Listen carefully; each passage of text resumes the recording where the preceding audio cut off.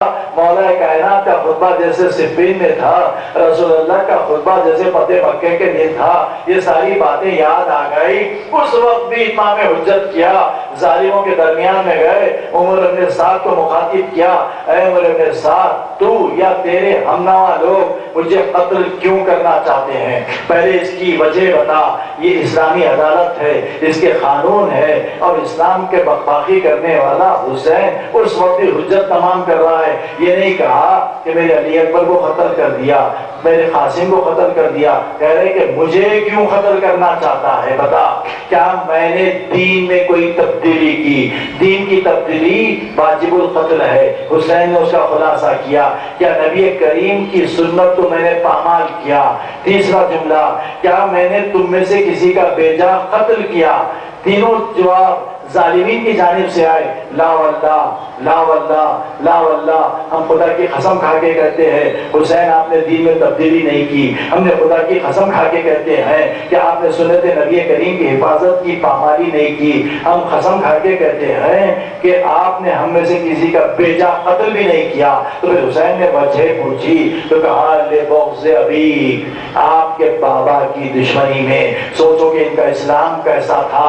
اب آپ سمجھ گئے علی کون، جس کی تلوار سے کوئی قبیلے کا فرد نہیں بچا تھا، سارے کے سارے لوگوں کو دشمنی تھی، تو ان کا اسلام کتنا ڈھکوسلا تھا۔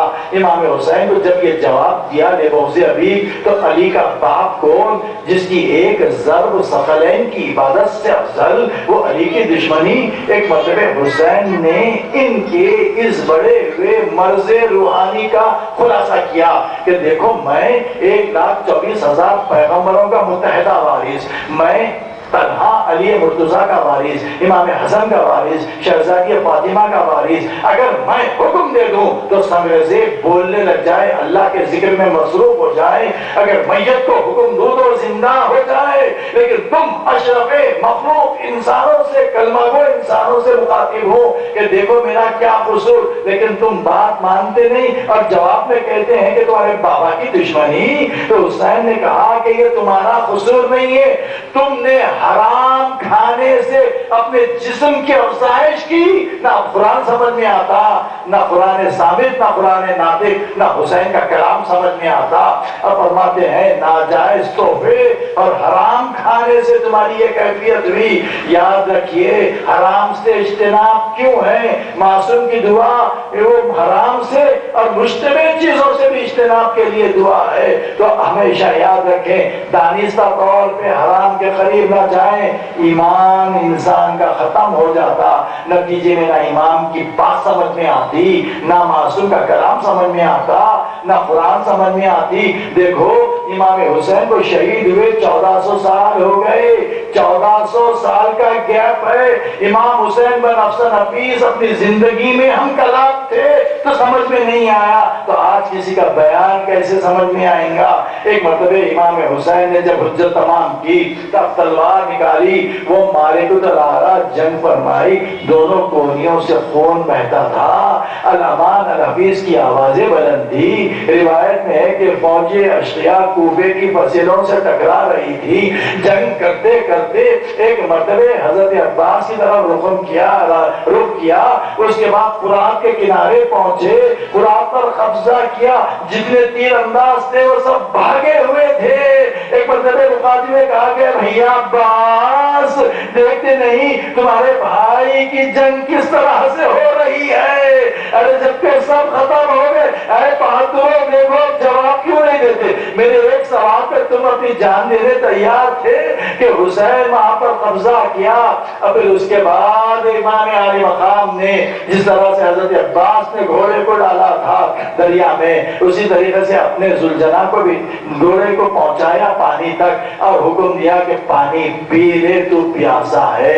تو ذوالجناح نے اپنے زبان بے زبانی میں، علامہ مجلسی نے اس روایت کو لکھا ہے، انکار کیا کہ مولا میں کیسے پانی پی لوں جبکہ میرا سوار خود اتنا پیاسا ہے۔ ایسے میں شغل میں دیکھا کہ حسین پانی کے قریب پہنچ گئے، ہائے حسین پانی پانی پی لیں گے تو اب قیامت آ جائے گی، تازہ دم ہو جائیں گے۔ ایک مرتبہ جملہ کہا، حسین آپ پانی پینے میں مشغول ہیں، ارے خیمے لوٹے جا رہے ہیں۔ اے غیور امام نے یہ جیسے سنا، ارے ابھی میں زندہ ہوں، رخ کیا خیمے کے طرف، دیکھا کہ سب سلامت ہے، اس نے ہیرے سے کام لیا۔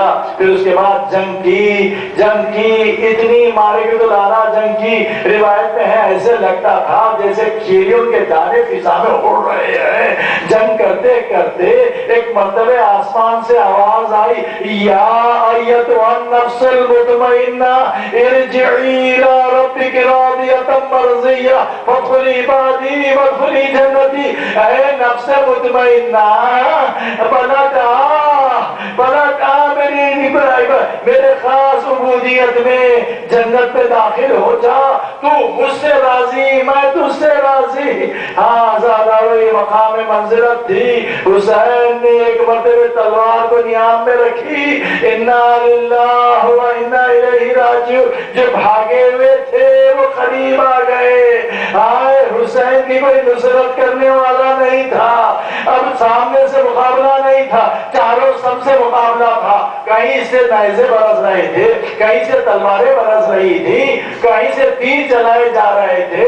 روایت میں ہے کہ اگر کسی کے ہاتھ میں ہتھیار نہ ہوتا تو فرزند زہرا پہ پتھر مارتا تھا۔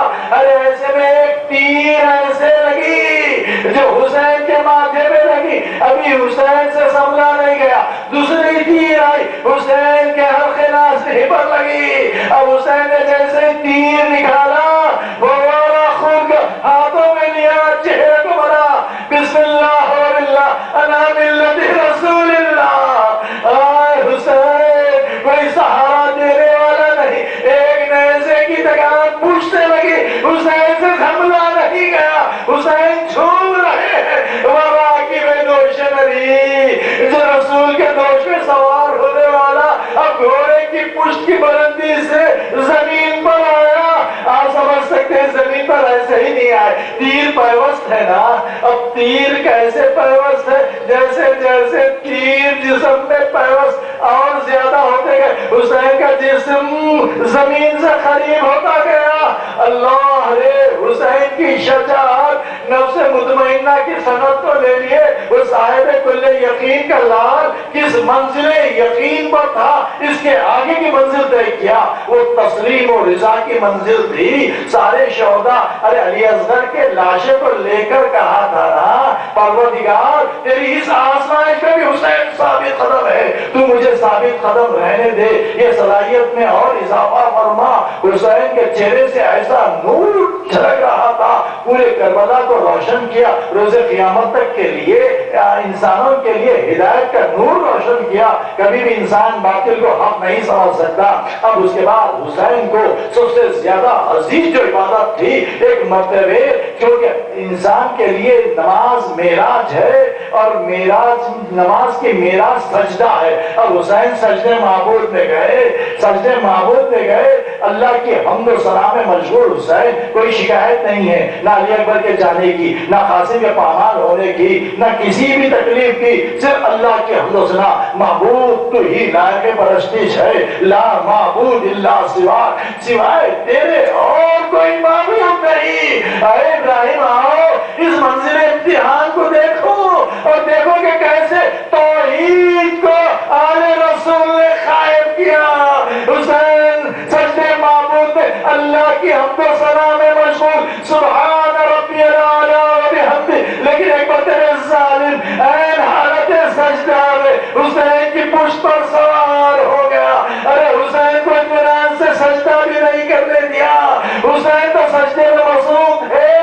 یا علی آئیے، آپ کے پیر میں تیر پیوست تھی، رسول نے کہا علی جب سجدے میں ہو تیر نکال لیجئے، علی کو محسوس بھی نہیں ہوگا۔ دیکھو بھائی علی، حسین کے جسم میں کئی تیر ہے، ارے حسین کے صبر کو دیکھو، آپ کے بیٹے پہ فخر و ناز کرنا چاہیے۔ یہ منزل رضا تھی، اس کے بعد لکھا اللہ کی منزل یہ تھی کہ اب کوئی چیز نہیں سوائے معبود اور اللہ کی عبادت، اور کوئی تکلیف کا احساس نہیں۔ ظالم کا وہ عظیم ظلم تھا کہ حسین ابھی سجدے میں ذکر میں تھے، ادھر وہ ظلم اتنا سنگین قیامت کے آثار نمودار ہو گئے. کربلا میں سیاہ اندھی چل رہی تھی, آسمان سے خون برس رہا تھا, کربلا کی فضاؤں میں آواز آ رہی تھی, قد قتل الحسین. ارے زین ابن زین العابدین کو چل گیا. کہا کہ بیٹا دیکھ